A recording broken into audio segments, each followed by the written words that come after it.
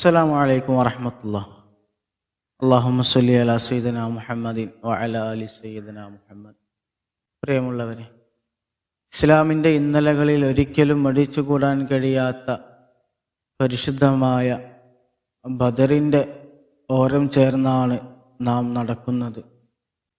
ഇൻഷാ അല്ലാഹ് നമ്മുടെ ചാനലിൽ വരുന്ന ഓരോ ചരിത്രങ്ങൾ മറ്റുള്ളവരിലേക്കും എത്തിച്ചു കൊടുക്കാൻ പ്രിയപ്പെട്ടവർ ശ്രദ്ധിക്കണം. അല്ലാഹു തആല അർഹമായ പ്രതിഫലം നൽകി അനുഗ്രഹിക്കട്ടെ. ഇന്നലെ നമ്മൾ പറഞ്ഞു വച്ചത് പരിശുദ്ധമായ കഅബ ഷരീഫിൻ്റെ ചാരെ ലാത്തയെയും ഉസ്സയെയും മനാത്തയെയും എല്ലാം ആരാധിക്കുന്ന ഉത്ബയും ഷൈബയും ഉമയ്യുമെല്ലാം ഇരിക്കുന്ന സമയത്ത് എന്നും മക്കയിൽ അതുവഴി ഒരു വ്യക്തി കടന്നു പോകും. ആ വ്യക്തി കടന്നു പോകുന്നതോ ചരിത്രത്തിൽ അംർ ഇബ്നു ഹിഷാം, അബുൽ ഹക്കം എന്നെല്ലാം അറിയപ്പെടുന്ന അബൂജഹലിൻ്റെ വീട്ടിലേക്കാണ്. എന്നും അദ്ദേഹം ഒരുപാട് പ്രതീക്ഷയോടുകൂടി അബൂ ഹക്കമിൻ്റെ വീട്ടിലേക്ക് കയറി ചെല്ലും. പ്രതീക്ഷയെല്ലാം നഷ്ടമായി നിരാശനായി അദ്ദേഹം മടങ്ങി വരും. ഇതെന്നും കണ്ടുകൊണ്ടിരിക്കുന്ന മക്കയിലെ പ്രമാണികൾക്ക് ഇതിനെപ്പറ്റി ഒരു ഐഡിയയുമില്ല. എന്നും അബൂജഹലിൻ്റെ വീട്ടിലേക്ക് കയറിപ്പോകുന്ന ആ വ്യക്തി ഒരു ദിവസം ഇവിടെ ഇരിക്കുന്ന ഈ വ്യക്തികളുടെ അരികിലേക്ക് വരികയാണ്. വന്നപ്പോൾ സ്വാഭാവികമായും അവർ ചോദിച്ചു, നിങ്ങൾ ആരാണ്? എന്തിനാണ് എന്നും മക്കയിലേക്ക് വരുന്നത്? എന്തിനാണ് എന്നും അംർ ഇബ്നു ഹിഷാമിൻ്റെ വീട്ടിലേക്ക്, അബൂജഹലിൻ്റെ വീട്ടിലേക്ക് എന്നും നിങ്ങൾ പോകുന്നത്? എന്തുകൊണ്ടാണ് നിങ്ങൾ നിരാശനായി മടങ്ങേണ്ടി വരുന്നത്? അദ്ദേഹം ഇങ്ങനെ അദ്ദേഹത്തിൻ്റെ കഥ പറഞ്ഞു കൊടുത്തു. ഒരു ഗ്രാമത്തിൽ ജീവിക്കുന്ന ഒരു വ്യക്തിയാണ് ഞാൻ. എൻ്റെ പേര് ഹിറാഷി. ഒരു ദിവസം ഞങ്ങളുടെ ഗ്രാമത്തിലൂടെ അബൂജഹൽ ഇങ്ങനെ പോകുന്ന സമയത്ത് എൻ്റെ ഒട്ടകത്തിനെ കണ്ടു. തടിച്ചു തുടുത്ത ഒരു ഒട്ടകമാണ്. ആര് കണ്ടാലും സ്വന്തമാക്കണമെന്ന് തോന്നുന്ന ഒരു ഒട്ടകം. എൻ്റെ ഈ ഒട്ടകത്തെ അബൂജഹൽ കണ്ടപ്പോൾ അദ്ദേഹത്തിന് അത് വല്ലാത്ത ആഗ്രഹമായി. എന്നോട് വിലപേശിയ ഒട്ടകത്തിനെ അദ്ദേഹം സ്വന്തമാക്കി. 80 ദിർഹമിനാണ് ഞാൻ എൻ്റെ ഒട്ടകത്തിനെ കൊടുത്തത്. പക്ഷേ ഇന്നേ വരെ അദ്ദേഹം എനിക്ക് പണം തന്നിട്ടില്ല. ഞാൻ എപ്പോൾ ചോദിക്കാൻ വേണ്ടി പോകുമ്പോഴും എന്നെ ഭയപ്പെടുത്തി കീഴ്പ്പെടുത്തലാണ് പതിവ്. ഞാൻ വളരെ ദുഃഖിതനാണ്. കാരണം എൻ്റെ ഉപജീവന മാർഗമായിരുന്നു ആ ഒട്ടകം. ഇപ്പോൾ ആ ഒട്ടകവുമില്ല, ഒട്ടകത്തിൻ്റെ പണവുമില്ല. എൻ്റെ വീട്ടുകാരെന്നെ കൈയൊഴിഞ്ഞു. പണമോ ഒട്ടകമോ ഇല്ലാതെ വീട്ടിലേക്ക് കയറരുത് എന്ന് വരെ വീട്ടിലുള്ളവർ പറഞ്ഞു. ഇത് കേട്ട ഉത്ബക്കും ഷൈബക്കും മനസ്സിൽ വല്ലാത്ത ഒരു കൂട ലക്ഷ്യം വന്നുപോയി. അവരിങ്ങനെ കണക്ക് കൂട്ടി, ഇത് തന്നെയാണ് നല്ലൊരു അവസരം. എപ്പോഴും അബൂജഹൽ പറയുന്നതാണ് മുഹമ്മദിനെ ഒറ്റയ്ക്ക് ലഭിച്ചാൽ കൊന്നുകളയുമെന്ന്. എപ്പോഴും പറയുന്നതാണ് മുഹമ്മദിനെ എപ്പോഴെങ്കിലും ഒറ്റയ്ക്ക് ലഭിച്ചാൽ ഉറപ്പായും കൊന്നുകളയും. അതിന് വേറൊരു സംശയവുമില്ല. ആളുകൾക്കിടയിൽ അബൂജഹൽ എപ്പോഴും വീമ്പിളക്കുന്ന കാര്യമാണത്. ഇത് മനസ്സിലാക്കിയ ശത്രുക്കൾ ഹിറാഷിയോട് പറയുന്നുണ്ട്, ആ കാണുന്ന സഫാ കുന്നിൻ്റെ പുറകിൽ ദാറുൽ അർക്കമിലുണ്ട് മുഹമ്മദ്.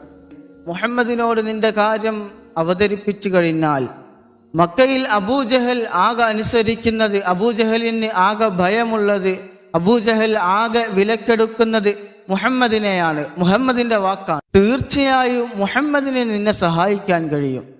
ഹിറാഷി വളരെ സന്തോഷിച്ചു. ഈ ഹിറാഷി നേരെ അള്ളാഹുവിൻ്റെ റസൂലിൻ്റെ അരികിലേക്ക് പോവുകയാണ്. ദാറുൽ അർക്കമിൽ അള്ളാഹുവിൻ്റെ റസൂലും സഹാബത്തും ഇങ്ങനെ ഇരിക്കുന്ന വേളയിൽ പാവപ്പെട്ട ഹിറാഷി കയറി വന്ന് ചോദിക്കുന്നുണ്ട്, ആരാണിവിടെ മുഹമ്മദ്?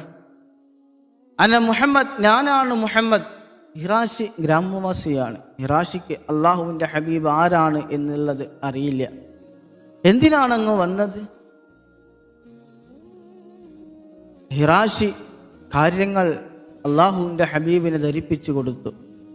ഇത് കേട്ട അബൂബക്കർ സിദ്ദീഖ് മനസ്സിൽ വല്ലാത്ത ഭയവുമായി പറഞ്ഞു, എൻ്റെ നബിയെ, ഇത് ശത്രു സമൂഹത്തിൻ്റെ ഗൂഢ ലക്ഷ്യമാണ്.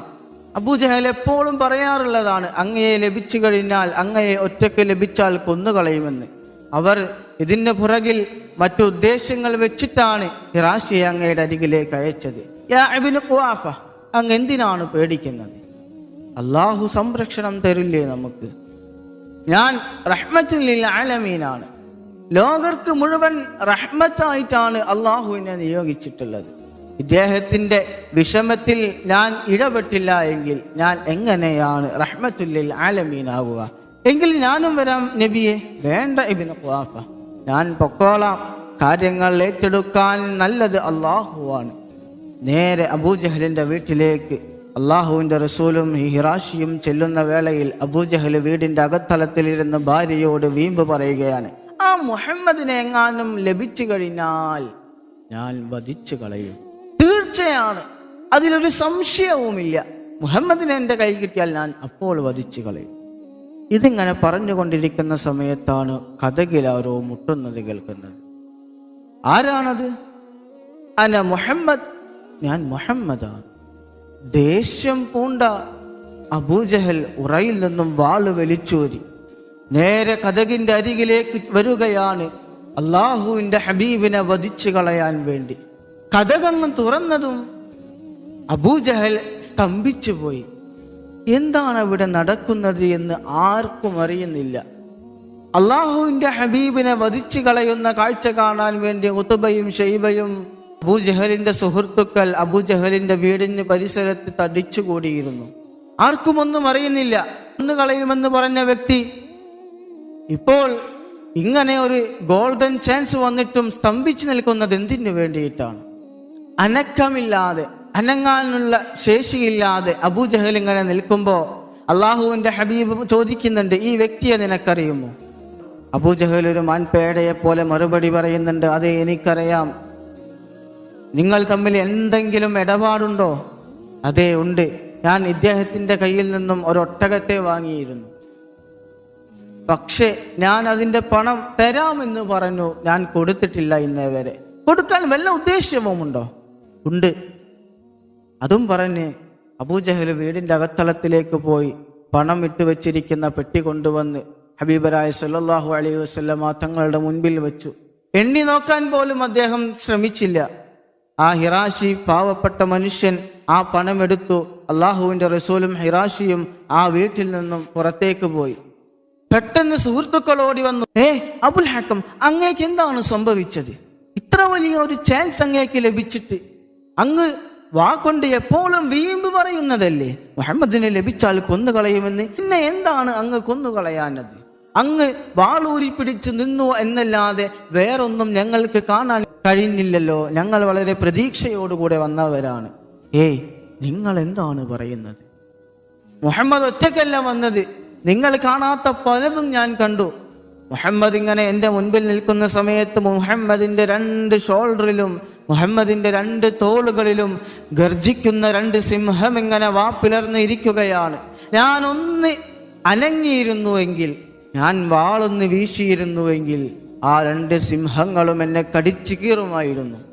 മഹാനായ അബൂബക്കർ സിദ്ദീഖ് റളിയല്ലാഹു അൻഹു ഭയം പറഞ്ഞപ്പോ അള്ളാഹുവിന്റെ ഹബീബ് പറഞ്ഞ ഒരു മറുപടിയുണ്ട്, അള്ളാഹുവിന്റെ സംരക്ഷണമുണ്ട് എന്ന്. അള്ളാഹുവാണ് ലോകത്തിൽ നിന്നും മാലാഖമാരെ ഇറക്കി അള്ളാഹുവിന്റെ റസൂലിനെ സംരക്ഷിച്ചു. ഇത് മക്കയിൽ മുഴുവനും പാട്ടായി. അംർ ഇബ്നു ഹിഷാമിന് മുഹമ്മദിനെ ഭയമാണ്. ഒരു നല്ല ചാൻസ് ലഭിച്ചിട്ട് അംർ ഇബ്നു ഹിഷാം അദ്ദേഹത്തെ വെറുതെ വിട്ടു. എല്ലാവരും ഇങ്ങനെ അബൂജഹലിനെ കളിയാക്കാൻ തുടങ്ങി. വെറും വാപ്പൂട്ട് മാത്രം പറഞ്ഞിട്ട് കാര്യമില്ലടോ, ആണുങ്ങളായാൽ പറഞ്ഞ വാക്കിന് വില വേണം. ഇതെല്ലാം കേട്ട് വളരെ ദേഷ്യപ്പെട്ട അബൂജഹൽ ഒരു തീരുമാനമെടുക്കുകയാണ്, ഇനി മക്കയിൽ മുഹമ്മദ് വേണ്ട. മുഹമ്മദ് എന്ന അധ്യായം ലോകത്ത് ഇനി നിലനിൽക്കേണ്ട, ആ അധ്യായം അടയേണ്ടതാണ്. മക്കയിൽ ദാറുന്നദ്വയിൽ വെച്ച് യോഗം ചേരുകയാണ് കിങ്കരന്മാർ. പലരും പല അഭിപ്രായങ്ങളും പറഞ്ഞു. ആ നാട്ടിലെ പ്രമുഖന്മാരെല്ലാവരുമുണ്ട്, ധീരന്മാരായ ആളുകളുണ്ട്. എല്ലാവരും ഒരുപാട് അഭിപ്രായങ്ങൾ പറഞ്ഞു. മുഹമ്മദിനെ കൊന്നുകളയുക തന്നെ വേണം. പക്ഷേ മുഹമ്മദിനെ എങ്ങനെയാണ് കൊന്നുകളയുന്നത്? ഹാഷിം വംശജനായ ഖുറൈശിയായ മുഹമ്മദിനെ എങ്ങാനും നാം കൊന്നുകഴിഞ്ഞാൽ ഖുറൈശികളിൽ ഇനിയുമുണ്ട് ആണുങ്ങൾ വേറെ. ഹംസയുണ്ട്, ഹാരിസുണ്ട്, അലിയുണ്ട്. ഇവരൊന്നും നമ്മളെ വെറുതെ വിടുമെന്ന് നിങ്ങൾ കരുതണ്ട. പിന്നെ എന്തു ചെയ്യും? അബുൽ ഹക്കം ഒരു ആശയം മുൻപോട്ട് വെക്കുകയാണ്. നമ്മുടെ എല്ലാവരുടെയും ഗോത്രങ്ങളിൽ ധീരന്മാരായ ആളുകളുണ്ട്. ഇവരെല്ലാവരും വരട്ടെ. ഓരോ ഗോത്രങ്ങളിൽ നിന്നും ധീരന്മാരായ ആളുകൾ വരട്ടെ.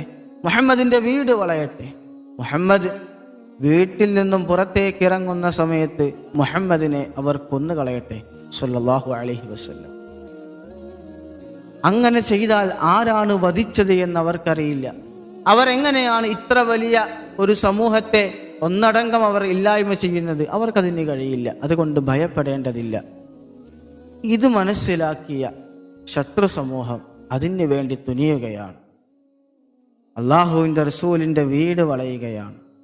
സംഭവ ബഹുലമായ ബദറിൻ്റെ ഇടനാഴികൾ ഇനിയും വിപുലമായി നമുക്ക് മുൻപിലുണ്ട്. ഇൻഷാ അല്ലാഹ് വരും എപ്പിസോഡുകളിൽ ഗഹനഗംഗേമമായി നമുക്കത് ചർച്ച ചെയ്യാം. നമ്മുടെ കണ്ണുകളെയും കൽബുകളെയും ത്രസിപ്പിക്കുന്ന കഥകൾ വരാനുണ്ട്. കാത്തിരിക്കാം. അസ്സലാമു അലൈക്കും വറഹ്മത്തുള്ളാഹി തആല വബറകാതുഹു.